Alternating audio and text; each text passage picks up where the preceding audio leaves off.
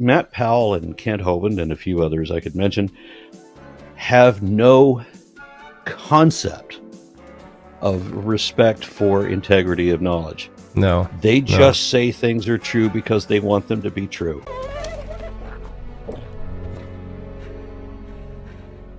All right, he's awesome there now.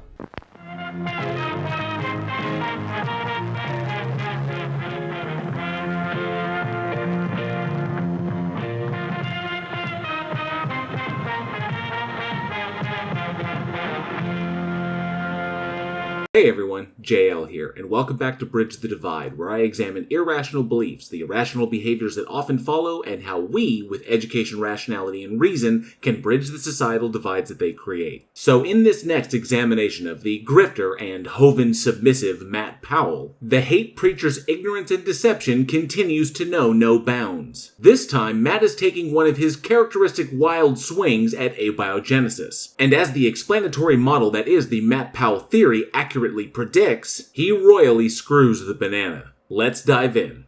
It seems today that the atheistic movement is completely ignorant about their theory of origins. One day Matt's gonna learn that his overuse of air quotes does not make him look any smarter. In fact, given how dishonest he and Daddy Hovind have been in the past regarding the evidence they've been presented, their overuse of air quotes only serves to demonstrate that they are unequivocally liars and grifters. And we know this because, as Aaron Ross stated before, Matt and Kent have both been presented mountains of evidence that refute their claims. If they were honest, they would have at minimum looked into the information that's been presented to them, and they would have seen for themselves precisely how we know they're wrong. But we know they haven't done this because if they had, their arguments would have changed even the slightest to address the new evidence. They at least would have come back with an attempt to refute everything that they've been presented, or possibly even posed an argument that reconciles the God that they believe in with the irrefutable evidence that they have access to, like so many other Christians have already done. But they don't do that. Matt and Kent instead double down on all of the tired arguments that we've heard time and time again, all while hand-waving away everything that's been presented to them that demonstrates how they are wrong. When you refuse to examine or even acknowledge entire reams of evidence that has been handed to you simply on the grounds that it runs contrary to your belief, that is intellectual dishonesty, and both Matt and Kent do this because they know the evidence debunks their claims. And they certainly don't want to put at risk all of the money still coming into Hovind's compound from the gullible few that still believe them. Now, this should come as no surprise to us as Bible-believing Christians, that they would be ignorant of their own theories. It's important here to take note that instead of opening with a refutation of what's been presented, Matt instead decides to open with a biblically inspired ad hominem. And in that ad hom attack, I think Matt is slyly referencing 1 Corinthians 3:18 through 19 here, which states, "Let no man deceive himself. If any man among you seemeth to be wise in this world, let him become a fool, that he may be wise. For the wisdom of this world is foolishness with God." As well as referencing 1 Corinthians 1:27, which states, "But God hath chosen the foolish things of the world to confound the wise, and God hath chosen the weak things of the world to confound the things which are mighty." And while it's often argued that the context of the verses states that God did this deliberately so that no flesh should glory in his presence, which in and of itself is a weird state of affairs, as it empowers willful ignorance over critical thinking in service to God's apparent cosmic level ego. The power of the sun in the palm of my hand. Any rational mind can see that if you do not fallaciously presuppose that a God exists, and examine these verses through the lens that they were written by a person who thinks a God exists, we begin to see just how insidious the Bible is as a manual for the psychological reinforcement of cult indoctrination. What Matt doesn't understand is that an appeal to the Bible does not give anyone any further insight into anyone else. All Matt's doing here is an emotional appeal to one of the great cult-building manuals of the contemporary age. According to evolutionary theory, according to chemical evolution, we actually descended from rocks. I know many of you have heard Matt and Hovind claim this dozens of times, if not more. While I won't waste time going over all of the evidence that I'm sure you, the audience, already understands, I will point out that what Matt is asserting here is actually the Christian argument for creation. That the origin of humans entails being created out of the dirt of the earth, essentially like the Hebrew spell for animating a golem. And they've simply removed their God from that claim and asserted that's what atheists believe. That's why it makes no sense. And for all his never-ending bluster, Matt has never even once attempted to address this basic observation. Now, I know that the atheistic movement and the online skeptics... See what I mean with the air quotes? And in regards to the atheist movement, what Matt is referring to is the continuing nationwide effort to ensure our legislation, and by extension our publicly funded education system, are not influenced by religious ideology. Because freedom of religion includes freedom from religion. will say that they do not believe this at all. That's because we don't, and we get annoyed because Matt keeps misrepresenting us no matter how many times he's told that he is wrong. And while he knows we're smart enough to see what he's doing, he also knows his audience is just gullible and desperate enough that they may have likely missed it. Further evidence that he's nothing more than a predatory con man. But they are just showing their ignorance about their own creation story.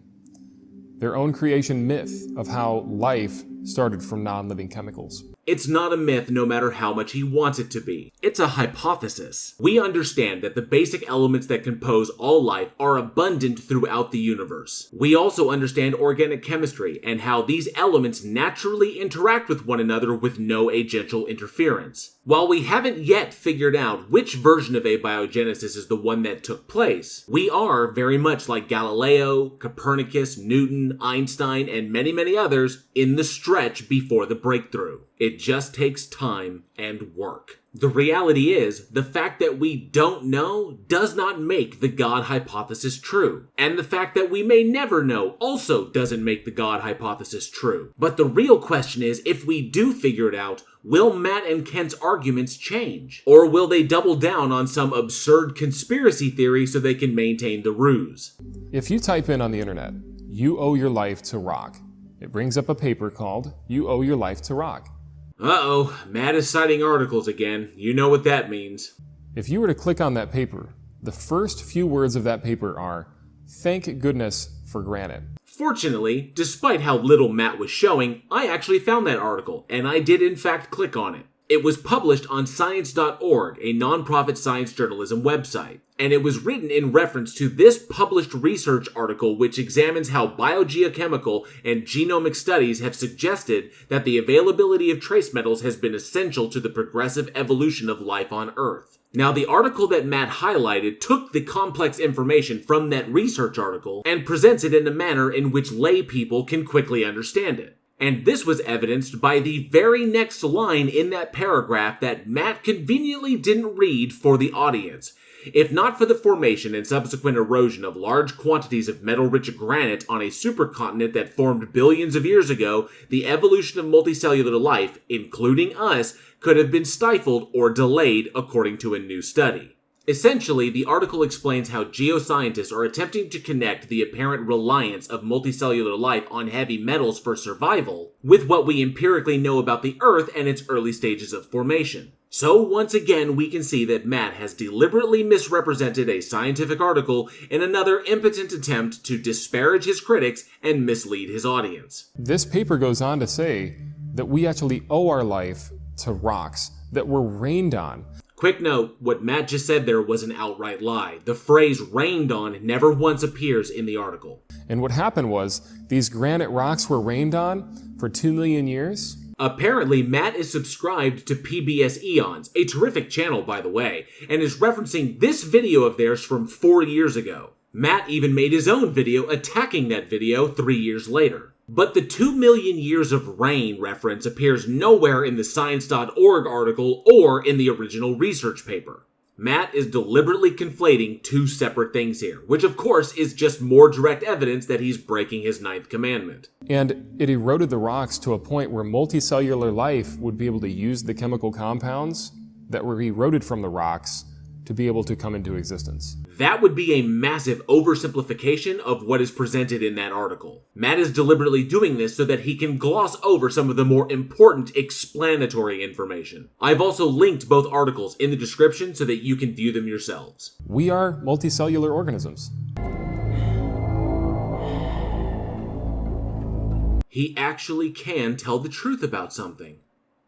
But it must be pointed out that Matt actually screwed up here, and the best part is, I don't think he realized it. Matt just stated a scientific fact, that human beings are multicellular organisms. But for the vast majority of human existence, we didn't actually know that. In fact, humans didn't discover cells until 1665, and cell theory wasn't even completed until 1852, nearly 200 years later. Where Matt screwed up is, he just demonstrated that he is willing to accept a scientific conclusion, which entails that he also accepts the near 2 centuries of painstaking work that went into confirming that conclusion. And yet he does this while at the same time rejecting other scientific conclusions, ones that use the exact same scientific methodology and have just as much, if not more work behind them solely on the grounds that they challenge or refute aspects of his worldview. This demonstrates not only his subjective approach when it comes to evidence in general, but also the break in his epistemology and his willful intellectual dishonesty.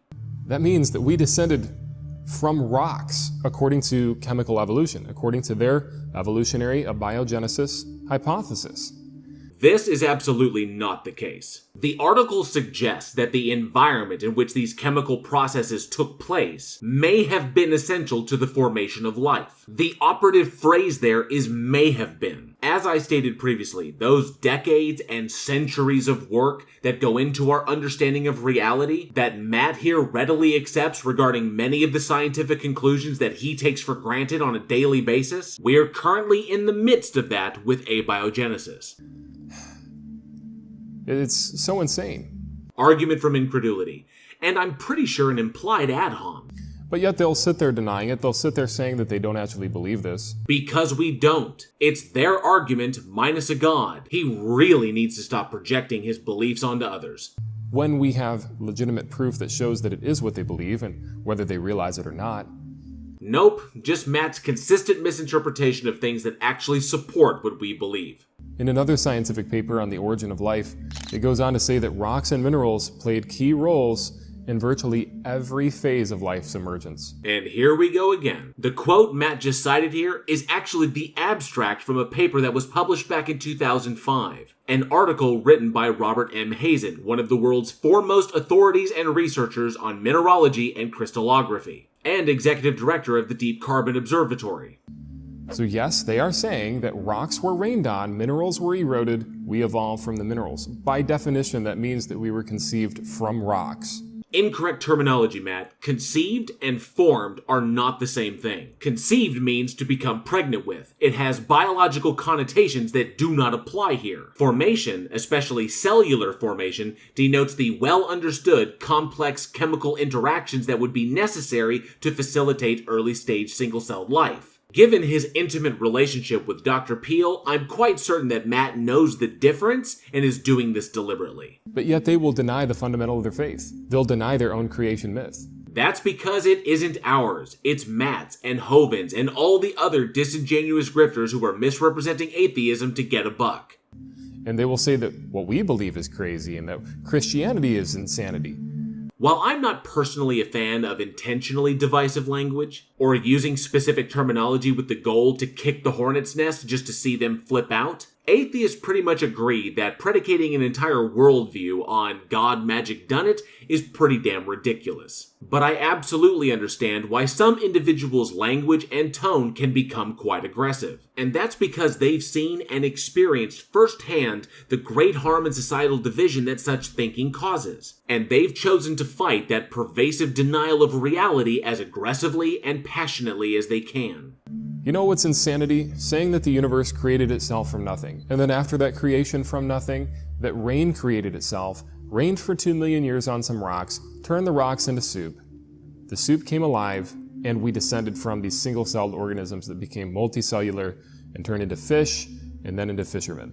Damn it, Matt, you make it really hard to not call you crazy when you turn around and spout crazy talk like that. That is a fairy tale for grown-ups. And if somebody actually believes that, it just shows that they cannot be trusted in any sense whatsoever scientifically. Well, since none of us believe that, and none of the scientists who study this stuff believe that either, then that would entail that they can, in fact, be trusted. And since Matt doesn't really study these things, and I've demonstrated unequivocally that he is a liar, and just dishonestly projecting his worldview onto others, that would entail that no one should ever trust Matt, or his leather daddy Hovind, who, by the way, finally admitted that he wasn't a doctor. I don't care what they think. I identify as doctor. Some of them identify as something they're not. Because if they're willing to believe something that crazy, they're going to spew nothing but inaccuracy after inaccuracy after inaccuracy. Projection, projection, projection. I'm really beginning to think that Matt here is actually talking about himself, and that everything that he puts out there is actually some sort of grand American psycho confession. And I gain no deeper knowledge of myself. No new knowledge can be extracted from my telling. This confession has meant nothing. They're just going to spew nothing but lies and falsehoods. Yeah, definitely a confession. Because they don't actually care about what truth is. I'm actually kind of curious what Matt's philosophy of truth is. Or if he even understands what the philosophy of truth is. Or philosophy. Or truth. They don't care about what facts are. The earlier demonstrated break in Matt's epistemology just makes this more projection. Now, we're actually going to jump past this section in the video because it's just clips of R.N. Rod, P.Z. Myers, and Professor Dave saying the exact same thing that they and all of us have been saying for years. And we're going to skip this full minute of video where essentially Matt just repeats everything he said at the beginning. And we'll finally arrive at a clip that Matt shows from a debate he did against atheist Mr. Jones on God TV Radio concerning this very topic. That is what evolution teaches then, is that we evolved from rocks, that we descended from the chemical elements contained in these rocks.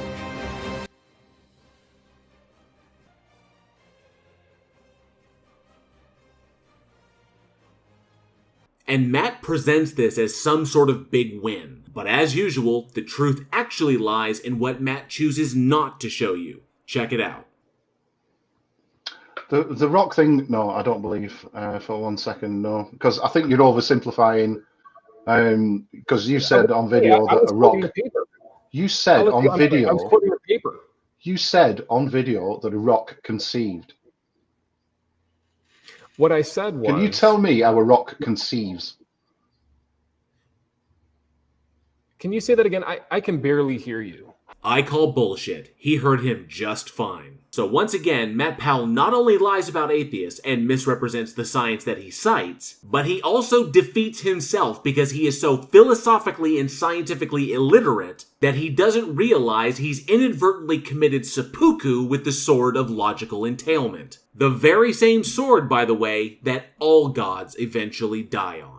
Thank you all for watching. I hope you enjoyed the video, and if you did, please like, share, and subscribe, and hit that bell for notifications. And be sure to leave a comment below. I love reading your responses, and those interactions help with the dreaded algorithm. Don't forget, November is National Homeless Youth Awareness Month. A link on how you can help these efforts is down in the description. And if you love scary movies, be sure to check out me and my filmmaker friends over at the Week in Horror podcast, now in our 4th season. Everything you need to become a channel member here, get yourself some official Bridge the Divide swag, support the podcast, or even vote for me in the Face of Horror contest is down in the description below. Once again, thank you all so much for your continued support, and as always, be safe, be excellent to each other, and together, we can bridge the divide.